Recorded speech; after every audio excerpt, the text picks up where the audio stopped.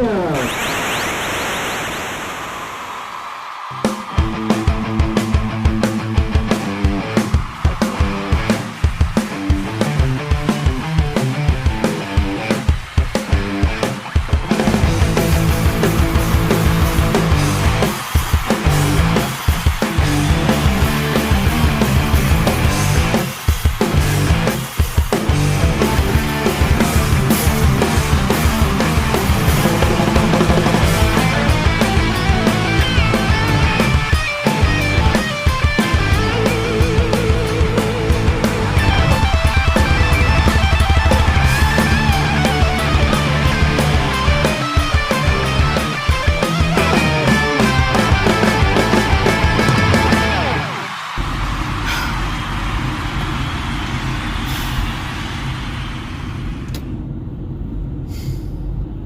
You know, I'm sorry.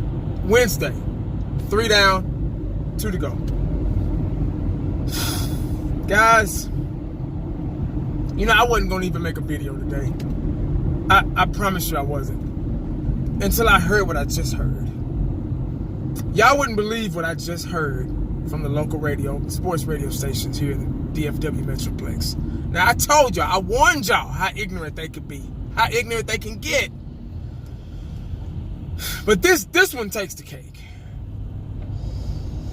Obviously, they were talking about the Dallas Cowboys and what they needed to work on and what was missing and what was the problem and yada, yada, yada, which what we all know. They were updating us on Xavier Fallow's eye injury, said his eye was black and blue. It was worse than they thought. He still wanted to come in and play. He's a warrior. He think he can play this week against Tampa Bay, but it's kind of hard for a guard to. They need both. You need two eyeballs playing guard, especially playing guard. Tackle, you can kind of get away with it because you're just worried about that end. But still, I think tackle, you need two eyes. Every position on the field, you need two eyes. God damn it. But they were asking him, could he get away with playing with just one eye? And they were like, no, it's just too risky. He needs both eyes. God damn it. But anyway, these fools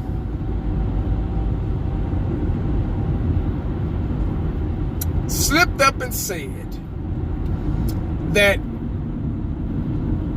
tight end was the problem on the offense, which is kind of true because we don't have a go-to Jason Witten, Shannon Sharp, whatever, Antonio Gates, style tight end right now. The tight ends that we got, I think they've been doing okay. They're starting to develop. The young tight ends we got, only one that's not really developing and they're not using them right is Rico Gathers. But these fools, matter of fact, I'm not going to even tell you. It's so ignorant, I'm not going to even tell you.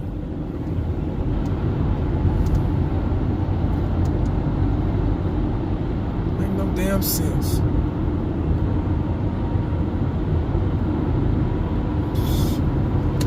I guess I'll tell you. I ain't got nothing else to do. Shit, I'm driving home in traffic anyway. These fools fix their mouths to say that we all know that there's so many issues on this team. Now, we won 5 straight. We just lost to the Colts, which is not the end of the world. They caught us off guard. They caught us in a vulnerable state. These young guys are happy with the 5 wins, and they kind of let it get to their heads. And they had a coach that used to coach for us, and they kind of knew our scheme, what we were going to do next, or whatever. So they knew what they knew our weak points. They knew our weaknesses and our strengths, so they knew how to beat us. And that's what they did. They took advantage. They took advantage of our injuries and etc. So that's what happened. But these fools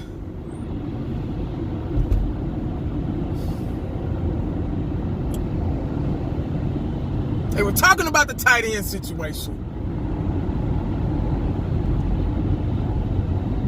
And these fools sat up here and said, we all know that Linehan needs to go. Linehan is the problem of this team. Seriously, he needs to go. Everybody said it. We're tired of singing the same song. He has just been a thorn in the Cowboys' assholes for however long we had him. It just don't make no sense. But these fools on this local radio station, Ben and Skin, I don't know if y'all have heard of them, 105.3 The Fan.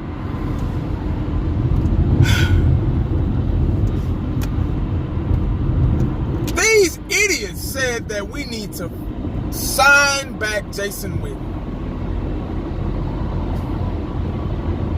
Really? Now y'all see what I'm talking about. Now you see after a loss why I cannot listen to these clowns, because they just say anything that they think sounds good, it comes out of their mouth. Jason Witten, dog, Jason Witten is happily retired. He's not thinking about football anymore. That's just like a man when he get married. He's happily married. He got a wife, a beautiful wife, and they're gonna have kids, and they're gonna have a house, a family, live the American dream. He's not going to the club no more. He's not trying to pick up girls and get numbers no more. He don't need that lifestyle. He's grown up, he's a grown-ass man, and he's going on with his life. That's the same thing with Jason Witten. Jason Witten, Tony Romo, quit talking about these guys coming back, signing them back. Oh, they got about 2 or 3 more years left in them. Let's sign them back. We need a go-to tight end.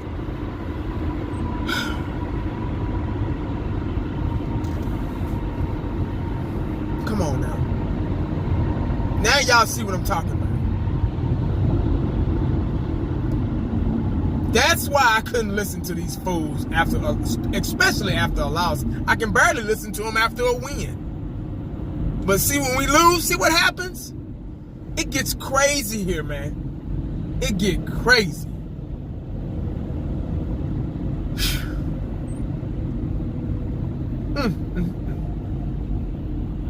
But since I'm running my mouth, since I'm talking, I kind of wanted to let y'all know that.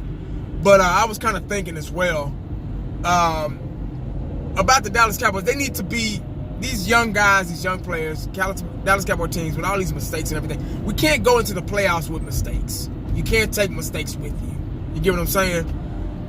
You have to be damn near perfect in the playoffs, because it's all or nothing. This loser go home. Everybody's going to put all their cards on the table and play all balls out. You get what I'm saying? So that's the playoffs. It's a different type of beast. We all know it's a next level type play from just regular season or preseason or whatever.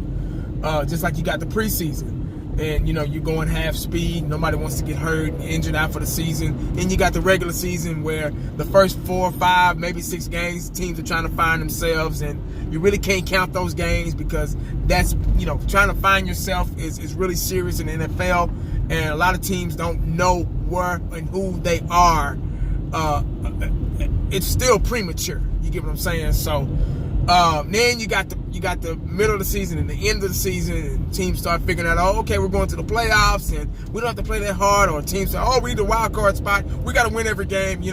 So there's different things, different attitudes going into the end of the season, but it's all about winning. It's a game. You want to win. The Dallas Cowboys, when we play Tampa Bay, we got Tampa Bay coming up, guys. And what are we, 8-6, and they're 5-9. This game should be we need to take it out on our asses type game. Like, seriously. Just like the 49er game last year, when we went to San Francisco and just whooped their asses. Just like the Jacksonville Jaguar game when we were playing pissed off. That's how we need to play. We need to play mad. Or the Atlanta game, or the Saints game, or the Eagles game. We need to play pissed off against Tampa Bay. Like, we need to open that wound and just pick at it until it starts bleeding again. Refresh that wound. We need to be so pissed off that they'll be scared to run a next play, run a play, come out on another series or whatever. We need to put fear into Tampa Bay's heart. So the next team could be like, oh shit, Cowboys are back. You know what I'm saying? So, but anyway, that's the game we need to win. If we don't win against Tampa Bay, it's like, seriously, we're done. We don't deserve to go to the playoffs. It's kind of tough to, with all these injuries we got, along with the penalties and et cetera, especially to the offensive line. That's why we've been struggling, like really. With all these injuries we got, man, there's no way we can. I'm not saying we cannot do anything in the playoffs, but you cannot take penalties and injuries into the playoffs because they're going to come back to haunt you.